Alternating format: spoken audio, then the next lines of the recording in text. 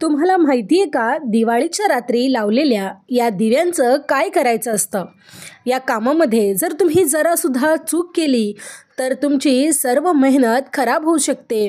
याशिवाय ही चूक तुम्हाला इतकी महागात पडू शकते की देवी लक्ष्मीसुद्धा तुमच्यावर नाराज होऊ शकते. त्यामुळे दिवाळीत लावलेल्या दिव्यांचं नेमकं काय करावं? हे दिवे कशा पद्धतीने ठेवावेत? या दिव्यांना नेमकं काय केलं पाहिजे ज्यामुळे या दिव्यांची अपमान होणार नाही, याशिवाय देवी लक्ष्मीसुद्धा आपल्यावर नाराज होणार नाही, याचबद्दलची संपूर्ण माहिती आज आपण पाहणार आहोत. पण तत्पूर्वी जर तुम्ही माझ्या चॅनलवर नवीन असाल तर चॅनलला सबस्क्राईब करून बाजूला दिलेले बेल आयकॉन ऑलवर क्लिक करा.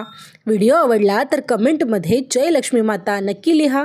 याशिवाय व्हिडिओला लाईक करा आणि सगळ्यांबरोबर शेअरसुद्धा करा. चला तर मग व्हिडिओला सुरुवात करूया. संपूर्ण देशभरात सध्या उत्साहाचं वातावरण आहे. दिवाळी साजरी केली जाते. 12 नोव्हेंबर रोजी अनेकांनी उत्साहात दिवाळी साजरी केली. दिवाळीच्या रात्री लक्ष्मी आणि गणपतीची पूजा यांच्याबरोबरच कुबेर देवतेचीही पूजा करून देवी लक्ष्मीला प्रसन्न करण्यासाठी सर्वांनी पूजासुद्धा केली असेल. असं मानण्यात येतं की या दिवशी माता लक्ष्मी पृथ्वीवर येते. ती पृथ्वीवर भ्रमण करते आणि जे लोक खऱ्या मनाने, भक्तिभावाने आणि शुद्ध अंतकरणाने तिची पूजा करतात त्यांच्या घरी देवी लक्ष्मी वास्तव्याला येते. त्यांच्या घरी देवी लक्ष्मी वास करते आणि त्यामुळे या दिवशी देवी लक्ष्मीचा घरात प्रवेश झाल्यामुळे व्यक्तीच्या जीवनामध्ये कोणत्याही प्रकारची कमतरता भासत नाही. त्यांना कधीही पैशाची कमतरता, उणीव जाणवत नाही. याशिवाय नेहमी त्यांच्या घरात आर्थिक स्थिती ही मजबूत राहते. कधीही पैशाला चणचण जाणवत नाही. घरामध्ये सुख, समृद्धी आणि शांती यांचा वास राहतो. तर मग या दिवाळीमध्ये आपण जे दिवे पेटवतो, या दिव्यांचं सण झाल्यानंतर नेमकं काय करावं ते मी आता तुम्हाला सांगणार आहे. तुम्हाला माहिती आहे का, दिवाळीच्या रात्री आपण जे दिवे लावतो या दिव्यांना कधीही ओलांडू नये किंवा या दिव्यांना पायाशी येतील अशा पद्धतीने ठेवू नये. दिवाळीच्या दुसऱ्या दिवशी जेव्हा आपण घराची पुन्हा एकदा साफसफाई करू किंवा जिथल्या तिथे रांगोळीचे डबे असतील किंवा पणत्या असतील किंवा देवीचं जे काही साहित्य तुम्ही काढलं असेल हे साहित्य ठेवणार आहात, त्यावेळी दिवे तुम्हाला चुकूनही घराबाहेर फेकायचे नाही किंवा कचरा कुंडीतसुद्धा टाकायचे नाही आहेत. हे दिवे तुम्ही स्वच्छ करून पुन्हा आपल्या कपाटामध्ये किंवा जे काही तुम्ही स्टोरेजचं सामान ठेवत असाल या ठिकाणीसुद्धा ठेवू शकता. या पणत्या स्वच्छ करून तुम्हाला पुसून आणि सुकवून पुन्हा एकदा ठेवायचे आहेत. आणि जर तुमच्या पणत्या गळत असतील किंवा पणत्या तुटल्या असतील तर मात्र या पणत्या तुम्हाला अशा ठिकाणी टाकायचे आहेत ज्या ठिकाणी कोणाच्याही पायदळी त्या तुडवल्या जाणार नाहीत. निर्जन ठिकाणी तुम्ही त्या फेकून देऊ शकता. याशिवाय अनेकदा रात्रीच्या पूजेला लावलेले दिवे घराबाहेर टाकले जातात किंवा कचरा कुंडीत फेकले जातात. तर कदाचित चुकून तुमच्याकडून जरी अशी गोष्ट होत असेल किंवा ही चूक होत असेल तर ज्योतिषशास्त्रानुसार असं करणंसुद्धा अशुभ मानलं जातं. दिवाळीच्या दुसऱ्या दिवशी जेव्हा आपण सगळे काही पूजा साहित्य ठेवणार आहोत त्या स्टोरेजमध्येच हे दिवे तुम्हाला स्वच्छ आणि पुसून ठेवायचे आहेत. यामुळे दिवेसुद्धा स्वच्छ राहतील. याशिवाय दिव्यांचा अपमान होणार नाही. यानंतर पूजेमध्ये वापरण्यात येणारे दिवे साहित्य तुम्हाला सगळं काही एकाच ठिकाणी गोळा करून ठेवायचं आहे, जेणेकरून पुन्हा पूजेला लागणारं साहित्य तुम्हाला एकाच ठिकाणी मिळून जाईल. याशिवाय ऐन सणासुदीच्या वेळेवर तुमची धावपळसुद्धा होणार नाही. एकाच ठिकाणी जर तुम्ही सर्व साहित्य ठेवलं तर ते तुम्हाला अगदी चटकन मिळून जातं आणि ते पुन्हा स्वच्छ करून पूजेमध्ये तुम्ही पुन्हा एकदा वापरू शकता. हे दिवे एकतर तुम्हाला झाडाजवळ ठेवायचे आहेत किंवा तुम्ही वाहत्या पाण्यात त्यांना विसर्जित केलं तरीसुद्धा चालणार आहे. परंतु असे दिवे तुम्हाला विसर्जित करायचे आहे जे दिवे तुटलेले आहेत किंवा गळके आहेत, जे दिव्यातून तेल वाहत असेल असेच दिवे तुम्हाला वाहत्या पाण्यामध्ये विसर्जित करायचे आहे. असं केल्यामुळे तुमच्या वस्तूची शुद्धता अबाधित राहते. तुम्ही केलेलं देवीचं पूजन आणि त्याची पूजेचे फळ तुम्हाला मिळते आणि देवीचा याशिवाय दिव्यांचा सुद्धा अपमान होत नाही. याशिवाय देवी लक्ष्मीसुद्धा प्रसन्न राहते आणि तिचा घरामध्ये वास राहतो.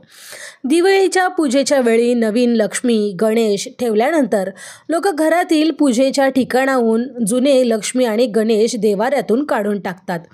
परंतु शास्त्रामध्ये हे देखील चुकीचं मानण्यात आलं आहे.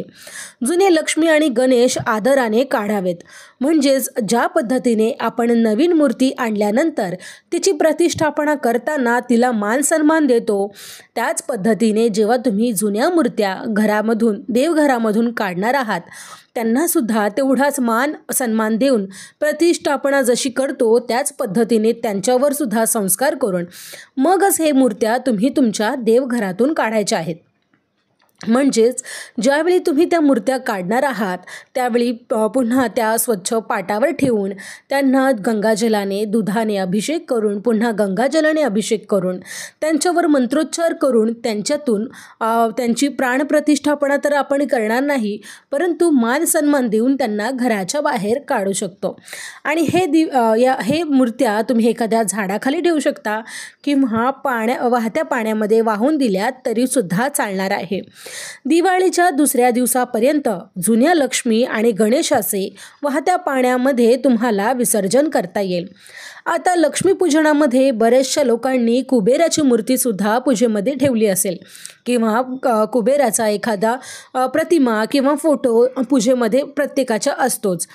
किंवा जर सुपारी ठेवली असेल तर ती सुपारीसुद्धा तुम्हाला तुमच्या देवघरामध्ये पुन्हा प्रस्थापित करायची नाही. तर ही सुपारी किंवा जे कोणी तुम्ही कुबेर म्हणून घेतलं आहे, कुबेराची मूर्ती असेल, कुबेराची प्रतिमा असेल, तर ही तुम्हाला तुमच्या तिजोरीमध्ये म्हणजेच ज्या ठिकाणी तुम्ही तुमचे पैसे दागिने ठेवता अशा ठिकाणीच तुम्हाला कुबेराची प्रतिष्ठापना करून घ्यायची आहे.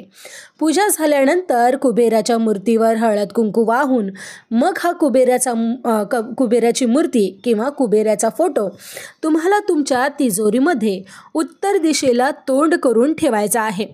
असं केल्यामुळे कुबेराचे आशीर्वाद तुम्हाला प्राप्त होतात.